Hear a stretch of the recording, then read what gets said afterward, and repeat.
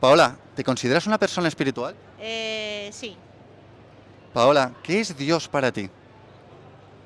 energía. Dos. Verás, te voy a decir lo que dice la Biblia respecto a qué pasa después de la muerte. La Biblia nos dice que está establecido que los hombres mueran una sola vez y después haya un juicio. Dice que todos nosotros seremos juzgados, o bien para vida eterna o para muerte. Nos dice la Biblia que la paga del pecado es la muerte.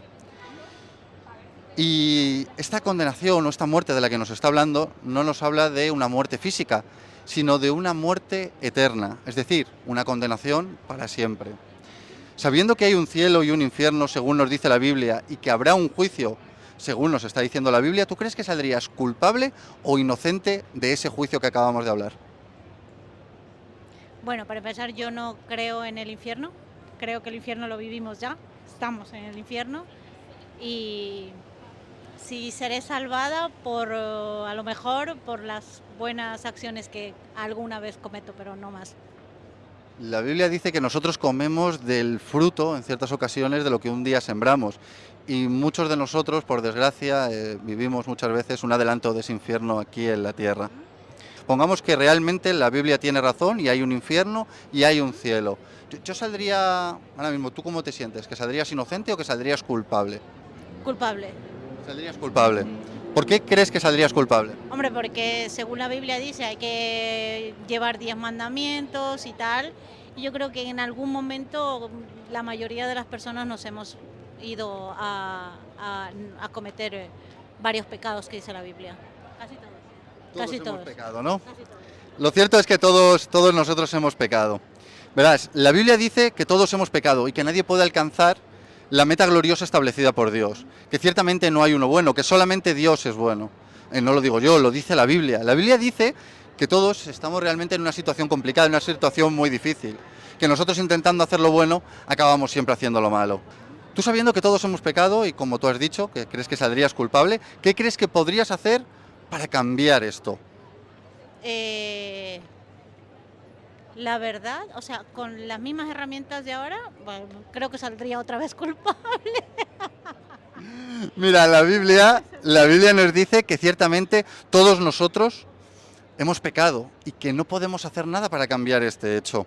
Que todas nuestras buenas obras, si las intentáramos hacer, para Dios son como trapos de inmundicia y que nuestras maldades nos llevan como el viento. Porque nosotros intentando hacer lo bueno acabamos siempre haciendo lo malo. Está en nuestra naturaleza inclinada esa inclinación al mal.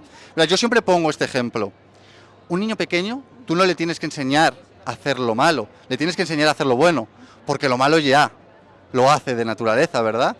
Y esa es la triste realidad, que nosotros estamos condenados y tenemos esa inclinación al mal. ¿Conoces el Evangelio?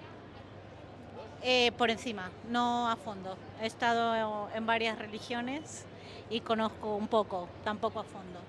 El Evangelio quiere decir las buenas noticias.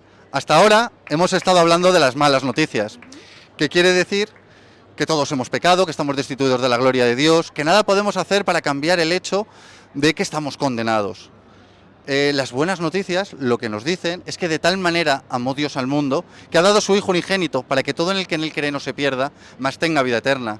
Porque no envió Dios a su Hijo al mundo para condenar al mundo, sino para que éste sea salvo por él.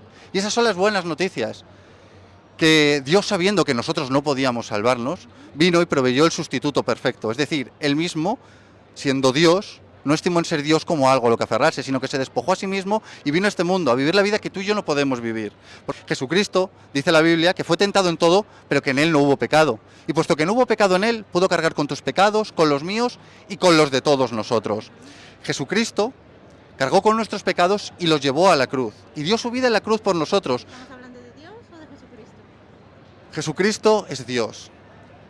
Jesucristo es Entonces, Dios. Dios no... Dice la Biblia que Jesucristo, siendo Dios, no estimó en ser Dios como algo a lo que aferrarse, sino que se despojó a sí mismo tomando forma de siervo, hecho semejante a los hombres, y se humilló a sí mismo hasta la muerte y muerte de cruz. O sea, Al que final dices que si estamos... creemos nosotros no existe Dios, ¿Existe un sino Dios? solo Jesucristo. O sea, tú me estás diciendo que Jesucristo es Dios. No, yo te estoy hablando de lo que dice la Biblia. Como hemos dicho, según dice la Biblia, Jesucristo vino a morir por nuestros pecados y la Biblia dice que Jesucristo, siendo Dios, no estimó en ser Dios sino que se despojó a sí mismo. Eso quiere decir que Jesucristo es Dios, que Dios se despoja a sí mismo, viene a este mundo a morir por nosotros. Al final la Biblia dice que hay Dios Padre, Dios Hijo y Dios Espíritu Santo.